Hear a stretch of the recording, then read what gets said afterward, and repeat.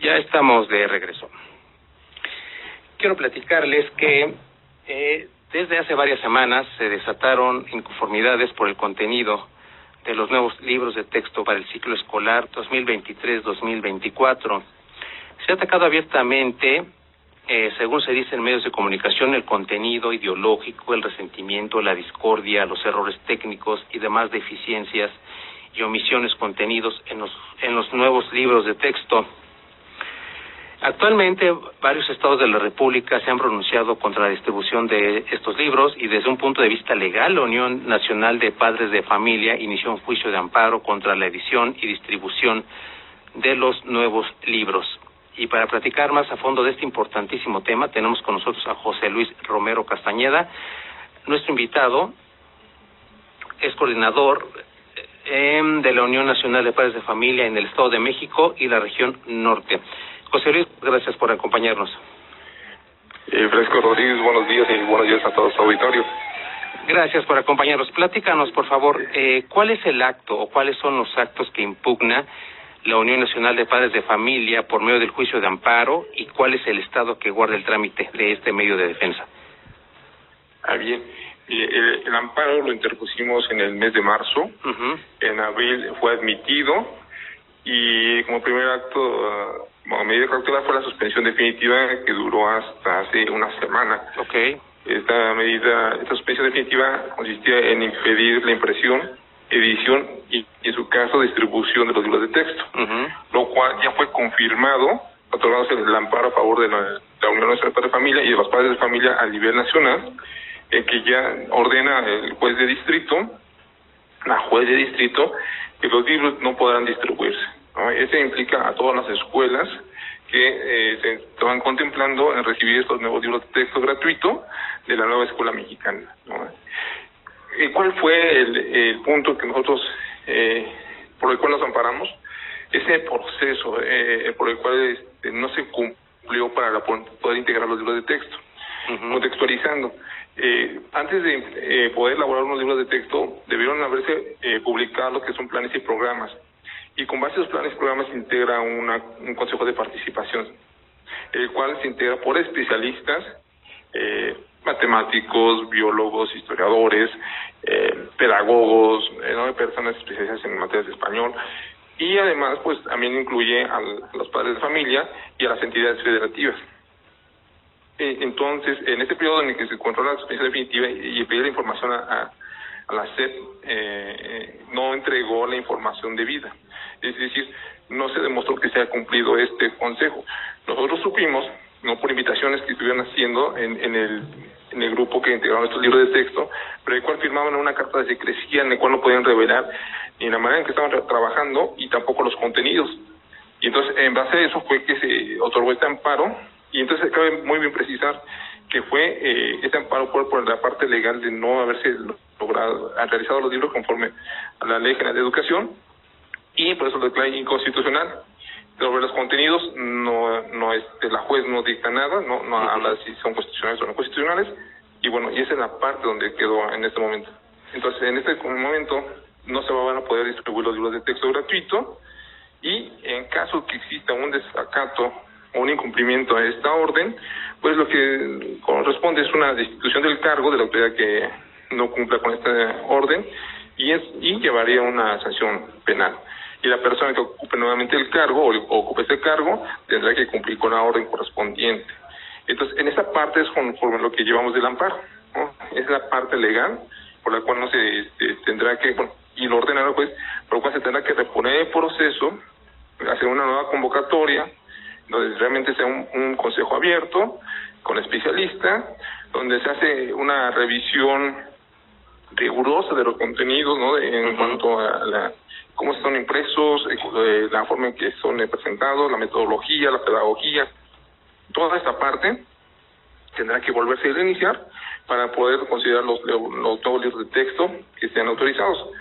Ahora, esto también no resuelve está en la resolución del amparo, en que los niños para no afectar su derecho a la educación, podrán utilizar, o deberán utilizar, mejor dicho, lo que son los libros de texto del siglo anterior. Estamos hablando del ciclo 2022-2023, y los maestros y padres de familia podrán solicitar los libros de texto que utilizaron los niños de ciclos anteriores. Entonces ya algunas escuelas ya lo están solicitando para poderlos utilizar.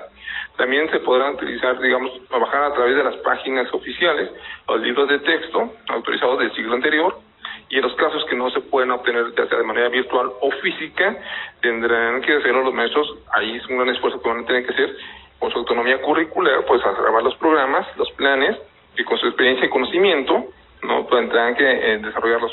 Eso, digamos, este problema, principalmente en las zonas rurales o donde no tengan estos accesos a las tecnologías, ¿no?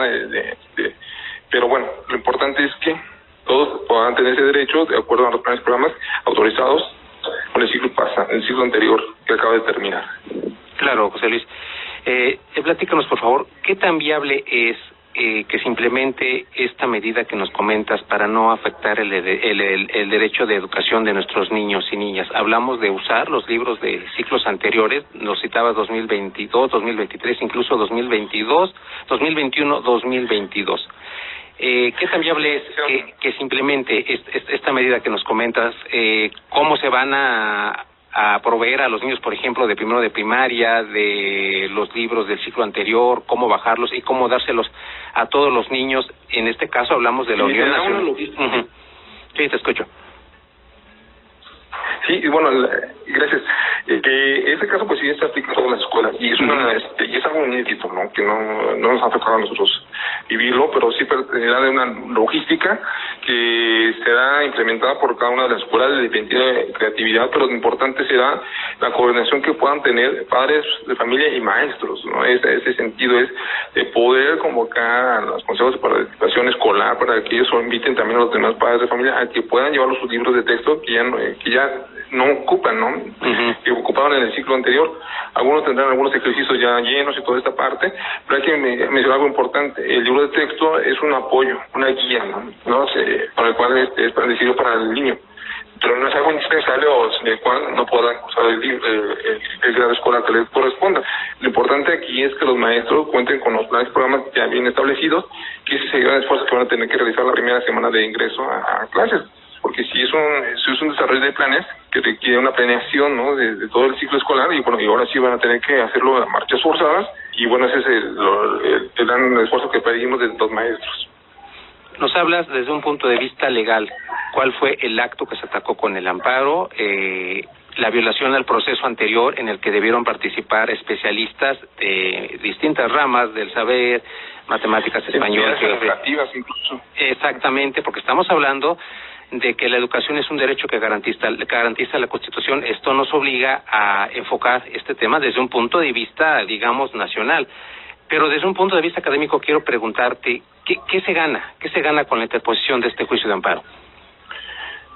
Bien, cuando nosotros interponemos el amparo, en ese momento no se conocía, no sabíamos a ciencia cierta los contenidos. Uh-huh. Ahora que ya se fue la difusión a través de los medios oficiales de educación pública, cuando ya podamos bajarlos así que coloquialmente, ya poderlos ver, revisarlos, ¿no? Algunos que ya se habían impreso, y la información que se fue publicando en diferentes medios, y ahora pues ya los conocemos, pues sí nos damos cuenta que vienen carentes de las necesidades y requerimientos que necesitan nuestros hijos. Y para eso mencionar un poco. Uh-huh. Venimos de un rezago educativo que nos dejó la pandemia, conocimientos de 3 grados escolares, principalmente en los que son de pensamiento lógico matemáticos, que es matemáticas, y la parte de lectura y redacción y comprensión, que es español.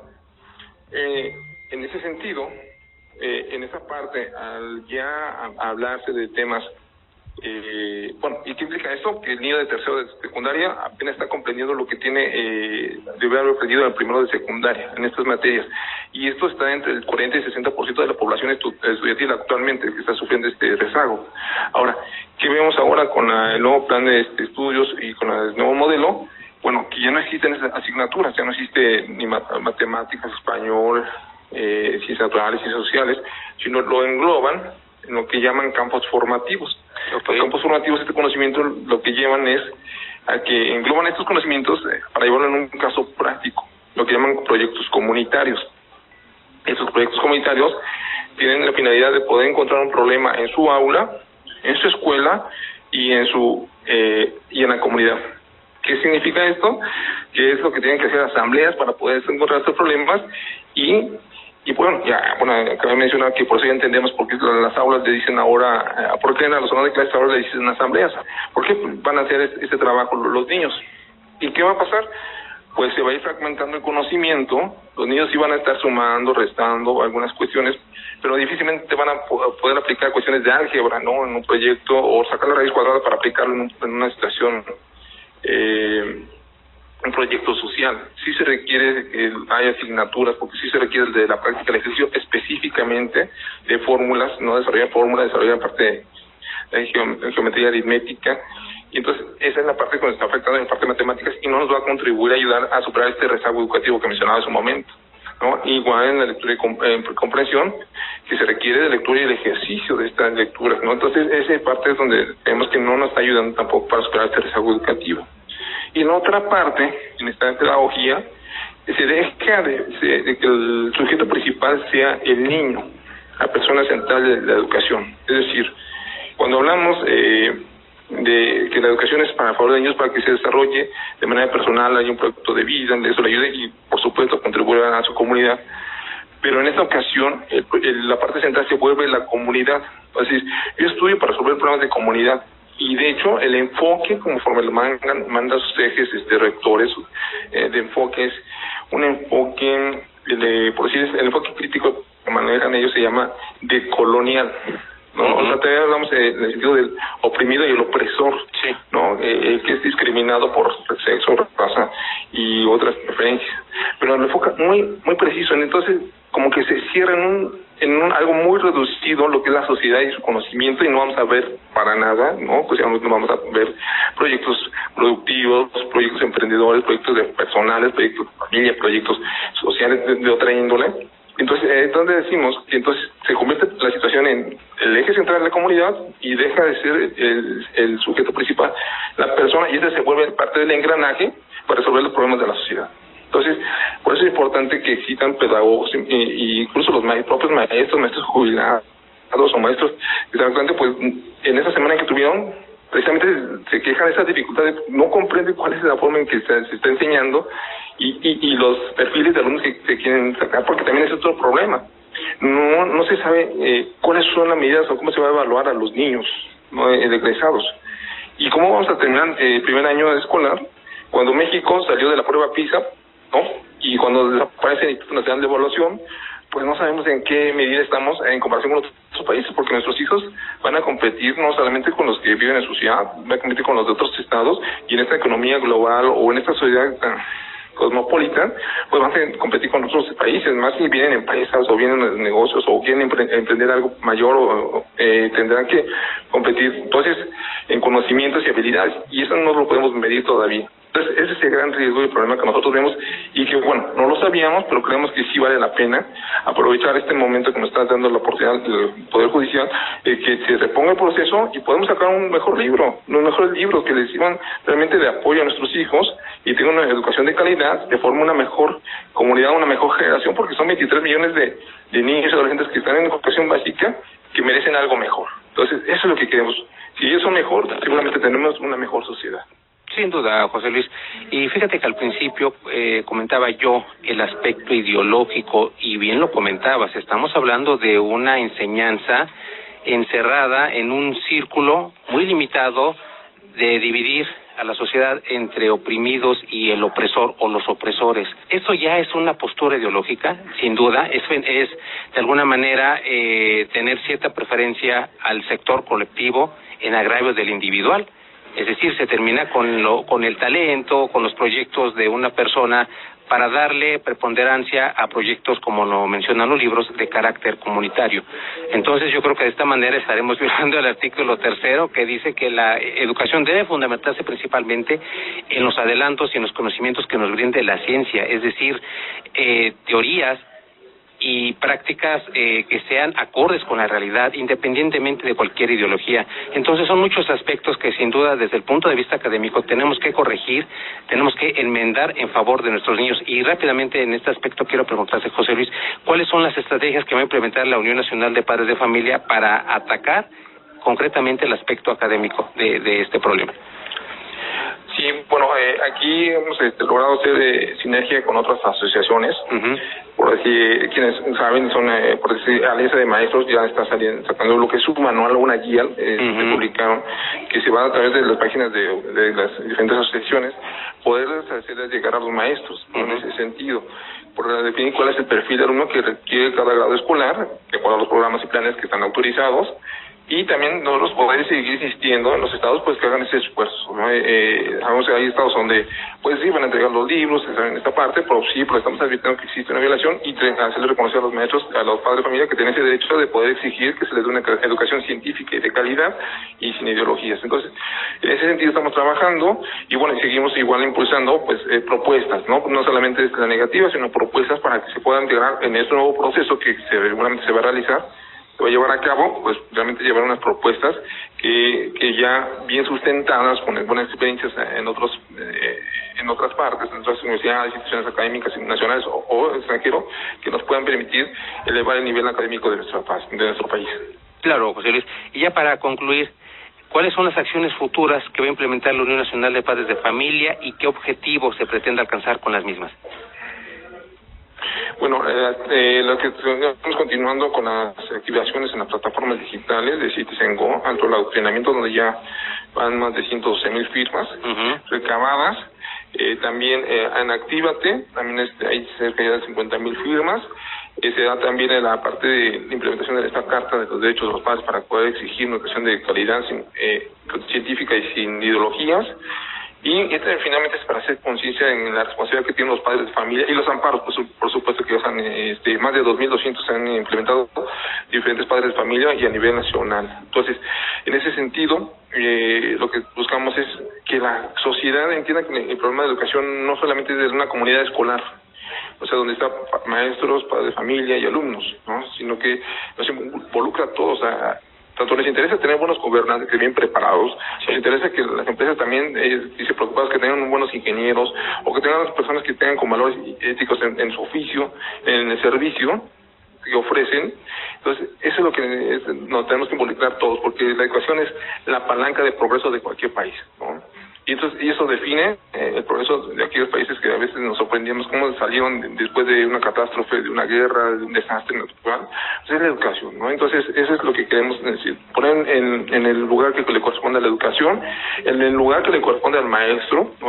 Merece ese respeto, esa dignidad, dignificación de su puesto, porque finalmente están a cargo de ellos, de ellos, nuestros hijos y sus alumnos. Estoy de acuerdo contigo, José Luis. Hay que darle el lugar que merece al docente, que finalmente están a cargo de la educación de nuestros niños y niñas. Esto lo hemos dicho muchísimas veces, desde tiempo de nuestros abuelos lo hemos escuchado, que los niños y niñas son el futuro de cualquier país y la educación será el sustento que nos permita salir adelante como país. Bien lo comentabas, a título de ejemplo, ¿cuántos países han caído en desgracia por catástrofes naturales, por conflictos bélicos y han salido adelante? La educación. Estoy totalmente de acuerdo. Una educación sustentada en aspectos científicos sin duda nos permitirá salir adelante. Te agradezco muchísimo tu tiempo, José Luis, para este espacio y espero contar contigo para una próxima colaboración. No, gracias a usted y con todo gusto. Que tengan excelente fin de semana. Gracias, José Luis. Igualmente.